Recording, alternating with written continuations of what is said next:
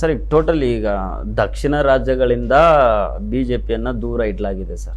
ಇಲ್ಲಿ B J ಪಿಗೆ ಅವಕಾಶವನ್ನು ಕೊಡ್ತಾ ಇಲ್ಲ ದಕ್ಷಿಣ ಭಾರತದ ಜನರು. ಉತ್ತರ ಭಾರತದಲ್ಲಿ ನೋಡಿದರೆ ಪಶ್ಚಿಮ ಬಂಗಾಳದಲ್ಲಿ ಒಂದು ಲ್ಯಾಂಡ್ ಸ್ಲೈಡ್ ವಿಕ್ಟರಿ ಅಂತ ಆಯಿತು ಬಿ ಜೆ ಪಿಗೆ. ವೆಸ್ಟ್ ಬೆಂಗಾಲಲ್ಲಿ, ಅಸ್ಸಾಂ ಅಂತೂ ಇನ್ನೂ ಅದಕ್ಕಿಂತ ದೊಡ್ಡ ಲ್ಯಾಂಡ್ ಸ್ಲೈಡ್ ಆಯಿತು ಸರ್. ಅಲ್ಲಿ ಕಾಂಗ್ರೆಸ್ಸಿಗೆ ಏನಂತ ಈಗ ಉಸಿರು ಇಲ್ಲ ಅನ್ನೋಂಥ ಪರಿಸ್ಥಿತಿ. 20 ಜನ ಗೆದ್ದರು, ಅದರಲ್ಲಿ ಏನೋ 18 ಜನ ಮುಸಲ್ಮಾನರು ಗೆದ್ದುಕೊಂಡ್ಬಂದರು. ಅಂದರೆ ಮುಸ್ಲಿಂ ವೋಟರ್ಸ್ ಮಾತ್ರ ಕಾಂಗ್ರೆಸ್ಸಿಗೆ ಇದ್ದಾರೇನೋ ಅನ್ನೋ ರೀತಿಯ ಒಂದು ಅಸ್ಸಾಂದು ಫಲಿತಾಂಶ ತೋರಿಸ್ಕೊಡ್ತು. ಅಂದರೆ ಮುಸ್ಲಿಮೇತರ ಓಟ್ಗಳೇನಿದ್ದಾವೆ ಸರ್, ಅವು ಕಂಪ್ಲೀಟಾಗಿ ಕಾಂಗ್ರೆಸ್ನ ಕೈ ಬಿಟ್ಟು ಹೋಗ್ತಾ ಇದ್ದಾವೆ ಅಲ್ಲಿ ಉತ್ತರ ಭಾರತದಲ್ಲಿ. ಅಂದರೆ ಹಿಂದುತ್ವ ವರ್ಕೌಟ್ ಆಗ್ತಾ ಇದೆಯಾ? ಎಲ್ಲ ಕಡೆನೂ ಅಪಾಯ ಆಗ್ತಾ ಇದೆ. ಯಾಕಂದರೆ ಕಾಂಗ್ರೆಸ್ ಆ ಸಮುದಾಯಗಳ ಕೈ ಹಿಡಿತಾ ಇಲ್ಲ.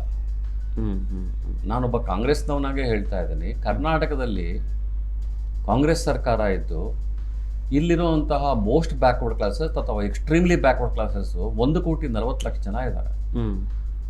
ಅವ್ರನ್ನ ನೀವು ಎಷ್ಟು ಸರ್ಕಾರದ ಒಳಗಡೆ ಸೇರಿಸ್ಕೊಂಡಿದ್ದೀರಿ ಅನ್ನುವಂಥ ಪ್ರಶ್ನೆ ಇದೆ. ಸಿದ್ದರಾಮಯ್ಯ ಈ ಸಪೋಸ್ ಟು ಬಿ ಭಾಳ ದೊಡ್ಡ ಸೋಷಿಯಲ್ ಜಸ್ಟಿಸ್ ಬಗ್ಗೆ ಮಾತಾಡುವಂಥ ಒಬ್ಬ ವ್ಯಕ್ತಿ. ಅಂಥವರ ರೂಲಿಂಗ್ ಟೈಮಲ್ಲಿ ಈ ಸಣ್ಣ ಸಮುದಾಯಗಳು ಸುಮಾರು ಕ್ಯಾಟಗರಿ 1ನಲ್ಲಿರುವಂತಹ 95 ಸಮುದಾಯಗಳು, ಕ್ಯಾಟಗರಿ 2ನಲ್ಲಿರುವಂತಹ 102 ಸಮುದಾಯಗಳು, ಸುಮಾರು 197 ಸಮುದಾಯಗಳಿಗೆ ನೀವು ಎಲ್ಲಿ ಪ್ರಾತಿನಿಧ್ಯ ಕೊಟ್ಟಿದ್ದೀರಿ ಅನ್ನುವಂಥ ಪ್ರಶ್ನೆ ಕೂಡ ಬರುತ್ತೆ. ಇದನ್ನು ನೋಡಿದಾಗ ಈಗಾಗಲೇ ಶೆಡ್ಯೂಲ್ ಕ್ಯಾಸ್ಟ್ ಡಿವೈಡ್ ಆಗಿದೆ. ಶೆಡ್ಯೂಲ್ ಕ್ಯಾಸ್ಟ್ನ ಡಿವೈಡ್ ಮಾಡಿದ್ದಾರೆ. ಮುಸ್ಲಿಮ್ನಲ್ಲೂ ಕೂಡ ಈಗ ಅನುಮಾನಗಳು ಶುರುವಾಗಿದೆ ಆಫ್ಟರ್ ದಾವಣಗೆರೆ ಎಲೆಕ್ಷನ್ಸು. ಕ್ರೈಸ್ತರನ್ನಂತೂ ಪೂರ್ತಿಯಾಗಿ ನೆಗ್ಲೆಕ್ಟ್ ಮಾಡಿದ್ದಾರೆ. ಇನ್ನು ಅಹಿಂದ ಸಮುದಾಯಗಳು ಅಂತ ನಾವು ಯಾವುದು ಮಾತಾಡ್ತೀವಿ ಅವೆಲ್ಲವನ್ನೂ ಕೂಡ ನೀವು ತೋರಿಸ್ಕೊಳ್ತಾರೆ ಇಲ್ಲ. ಅಲ್ಲಿ ರೂಲ್ ಮಾಡ್ತಿರೋದು ಯಾರು? ಸಿದ್ದರಾಮಯ್ಯನವರ ಆಪ್ತರು ಮತ್ತು ಸ್ವಲ್ಪ ಪ್ರಮಾಣದಲ್ಲಿ ಅವರ ಜಾತಿಗೆ ಬೇಕಾಗಿರುವಂತಹ ಶ್ರೀಮಂತರು ಅಲ್ಲಿ ಮಾಡೋದು. ಇನ್ನೇನು ಆ ಜಾತಿಯ ಬಡವರು ಕೂಡ ಅಲ್ಲಿ ಯಾರು ಇಲ್ಲ ಅಲ್ಲಿ. ಇವರು ಅದು ಫ್ರ್ಯಾಂಕಾಗಿ ಮಾತಾಡಬೇಕಾದ್ರೆ ನಿಮ್ಗೆ ಹೇಳಲೇಬೇಕಾಗತ್ತೆ, ಮಾಡ್ತಾ ಇದ್ದಾರೆ. ನೆಕ್ಸ್ಟ್ ಎಲೆಕ್ಷನ್ಸ್ಗೆ ಹೋದಾಗ ನಿಮ್ಮ ಸ್ಥಿತಿ ಏನಾಗುತ್ತೆ? ಈ ಸಮುದಾಯಗಳೆಲ್ಲ ಕೈ ಬಿಟ್ಟು ನೀವೇನು ಮಾಡ್ತೀರಿ?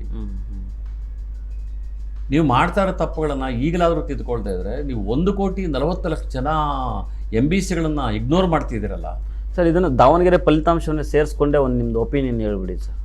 ದಾವಣಗೆರೆಯಲ್ಲಿ ಚುನಾವಣಾ ಪೂರ್ವ ಆಗಿದ್ದಂತಹ ಘಟನೆಗಳು. ದಾವಣಗೆರೆಯಲ್ಲಿ ಗೆದ್ದಿದ್ರು ಸೋತಿದ್ದಾರೆ. ನಾನಲ್ಲಿ ಗೆಲುವು ಅಂತ ಹೇಳಲ್ಲ. ದಾವಣಗೆರೆಯಲ್ಲಿ ಬರೀ 4,000 ಗೆಲುವಲ್ಲ. ಆ ಗೆಲುವಿಗೆ ಏನೆಲ್ಲ ಶ್ರಮ ಪಟ್ಟರು ಅಂತ ಎಲ್ರಿಗೂ ಗೊತ್ತಿದೆ. ಆದರೆ ಅಲ್ಲಿ ಅಲ್ಪಸಂಖ್ಯಾತರು ಇನ್ನೂ ಸ್ವಲ್ಪ ಪ್ರಮಾಣದಲ್ಲಿ ಇನ್ನೂ ಕಾಂಗ್ರೆಸ್ ಜೊತೆ ಇದ್ದಾರೆ, ಇನ್ನೂ ಸ್ವಲ್ಪ ನಂಬಿಕೆ ಇಟ್ಕೊಂಡಿದ್ದಾರೆ ಅಂತ ಒಂದು ಸೂಚನೆ ಬಂದಿದೆ. ಎಲ್ಲೋ ಒಂದು ಕಡೆ. ಹೌದು ಸರ್, ರೂರಲ್ 8 ಸುತ್ತಿನವರೆಗೂ ರೂರಲ್ ಅಲ್ಲಿ ಕೌಂಟಿಂಗ್ ಆಗುವಾಗ ಬಿಜೆಪಿ ಹೈ ಲೀಡಲ್ಲಿ ಇತ್ತು. ಯಾವಾಗ ಸಿಟಿ ಅರ್ಬನ್ ಸ್ಟಾರ್ಟ್ ಆಯ್ತು ಅಲ್ಲಿಂದ ಈಗಲೂ 4,000 ಚಿಲ್ಡ್ರನಲ್ಲಿ ಗೆಲ್ಸಿದ್ರೋದು ಕೂಡ ಅಲ್ಲಿ ಮುಸ್ಲಿಮ್ಸೇ. ಓಕೆ, ಅದನ್ನ ಯಾರು ಕೂಡ ಡೆನೆ ಮಾಡ್ಲಿಕ್ಕೆ ಆಗಲ್ಲ. ಈಗಲಾದ್ರೂ ಅವ್ರಿಗೆ ಬುದ್ಧಿ ಬರ್ಬೇಕಾಗತ್ತೆ. ಈಗಲಾದ್ರೂ ಕಾಂಗ್ರೆಸ್ ಪಕ್ಷಕ್ಕೆ ಬುದ್ಧಿ ಬರ್ತಾ ಇದ್ರೆ ನೆಕ್ಸ್ಟ್ ಎಲೆಕ್ಷನ್ಸ್ಗೆ ನಾವು ಫೇಸ್ ಮಾಡೋದು ಬಹಳ ಬಹಳ ಬಹಳ ಕಷ್ಟ ಆಗುತ್ತೆ. ಅಂದ್ರೆ ದಾವಣಗೆರೆಯಲ್ಲಿ ಮುಸಲ್ಮಾನರಿಗೆ ದೊಡ್ಡ ಅವಮಾನ ಆಯ್ತು ಅನ್ನೋದು ಹೌದು, ಅನ್ಯಾಯ ಆಯ್ತು ಅನ್ನೋದು ಹೌದು. ನಿಜವಾಗ್ಲೂ ಆಗಿದೆ, ನಿಜವಾಗ್ಲೂ ಅನ್ಯಾಯ ಆಗಿದೆ. ಮುಸಲ್ಮಾನರಿಗೆ ಕೊಟ್ಟಿದ್ದಿದ್ರೆ ಗೆಲ್ಲೋ ಸಾಮರ್ಥ್ಯ ಇರಲಿಲ್ಲ ಅಂತ ಹೇಳ್ತಾರೆ. ಅದನ್ನ ಕೊಟ್ಟು ನೋಡಿ ಹೇಳಬೇಕಲ್ವಾ? ಕೊಡದೇನೆ ನೀವು ಹೆಂಗೆ ಹೇಳ್ತೀರಿ? ಬರೀ ಈಗ ನೀವು ಕೊಟ್ಟಿರುವಂತಹ 224 ಸೀಟುಗಳು ಗೆದ್ದಿದಾವ. ಹೌದು, ಎಲ್ಲ ಸಾಮರ್ಥ್ಯ ಇರುವಂಥ ಜಾತಿಗಳಿಗೆ ಕೊಟ್ಟರಲ್ಲ. ದೊಡ್ಡ ದೊಡ್ಡ ಜಾತಿಗಳಿಗೆ ಕೊಟ್ಟೆ. ದೊಡ್ಡ ದೊಡ್ಡ ಜಾತಿಗಳು ಅವರೆಲ್ಲೂ ಸೋತೇ ಇಲ್ವಾ? ಸಿದ್ದರಾಮಯ್ಯನವರೇ ಸೋತೋದ್ರು. ಅವರೇ ಸೋತ್ರಲ್ಲ. ಅಲ್ಲ, ಅನೇಕ ಜಾತಿಗಳಿಗೆ ನೀವು ಅಲ್ಲಿ ಕೊಟ್ಟು ಸೋಲ್ಸಿದಾರಲ್ಲ ಅವರು.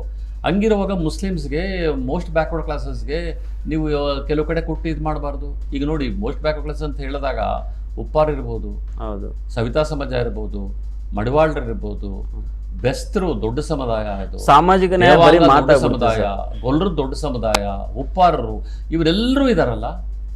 ವಿಶ್ವಕರ್ಮ ಎಷ್ಟು ದೊಡ್ಡ ಸಮುದಾಯಗಳು. ಅಂಥ ಸಮುದಾಯಗಳಿಗೆ ನೀವು ಕೆಲ ಕಡೆ ಎಕ್ಸ್ಪೆರಿಮೆಂಟ್ ಮಾಡಿ ಕೊಡಿ. ಅವ್ರಿಗೆ ಅಲ್ಲೂ ಟಿಕೆಟ್ ಕೊಡಲ್ಲ. ನೀವು MLC ಮಾಡುವಾಗಲೂ ಕೂಡ ದೊಡ್ಡ ದೊಡ್ಡ ಜಾತಿಗಳನ್ನು ಮಾಡ್ತೀರಿ. ಹೆಂಗೆ ನಿಮ್ಮ ಕಡೆ ಆ ಸಮುದಾಯಗಳು ಸೋಷಿಯಲ್ ಜಸ್ಟಿಸ್, ಬ್ಯಾಕ್ವರ್ಡ್ ಕ್ಲಾಸಸ್ ನಮ್ಮ ಜೊತೆಲಿ ಇಲ್ಲ, ಕಾಂಗ್ರೆಸ್ಗೆ ಬರಲ್ಲ, ಅವ್ರು ಬಿಜೆಪಿ ಜೊತೆ ಹೋಗ್ತಾ ಇದ್ದಾರೆ ಅಂದ್ರೆ ಬಿಜೆಪಿಗೆ ಅವ್ರನ್ನ ತಳ್ಳಿದ್ದು ಯಾರು?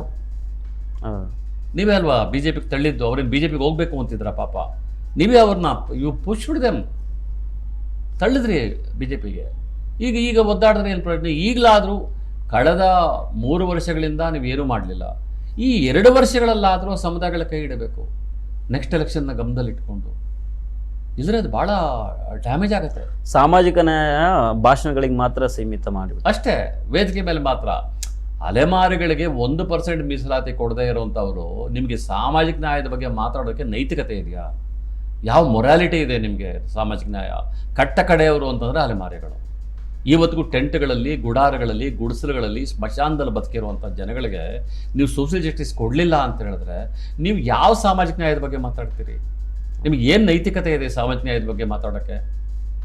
ಬರೀ ಬಂಡಲ್ ಅಷ್ಟೇ, ಅದು ಬರೀ ವೇದಿಕೆಗೆ ಸೀಮಿತವಾಗಿರುತ್ತದಷ್ಟೇ, ಇನ್ನೇನೂ ಅಲ್ಲ ಅದು.